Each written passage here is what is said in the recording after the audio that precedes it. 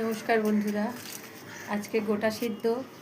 তো আজকে আমার বাগান থেকে, ছাদ বাগান থেকে কতটা সবজি পেলাম সেটা আপনাদের সঙ্গে শেয়ার করছি। দেখুন, তো প্রথমে আমি একটু লাউ শাক কেটে নিলাম, তারপর একটু পালংয়ের শীষ শাক তুলে নিলাম, শীষ পালং হয়েছে বড় বড় কয়েকটা, একটা ওলকপি কেটে নিলাম, তো একটু শিম পেড়ে নেব, একটু বেগুন তুলে নেব। এই কটা সবজি আমার ছাদ বাগান থেকে পেলাম, আর বিশেষ কিছু বাজার থেকে কিনতে হয়নি। তো একটা বাঁধাকপি কিনেছি, একটা ফুলকপি কিনেছি, আর একটু মটরশুঁটি কিনেছি, কারণ এই তিনটে আর ছাদ বাগান থেকে পেলাম না। তো গোটা সিদ্ধ বলে, কিন্তু গোটা কি আর সিদ্ধ হয়? সব তো কেটে কেটেই সিদ্ধ করতে হয়। আগেকার দিনে মা ঠাকুমারা বলতো যে গোটা সিদ্ধ, এখন আর অত কেউ মেনে চলে না।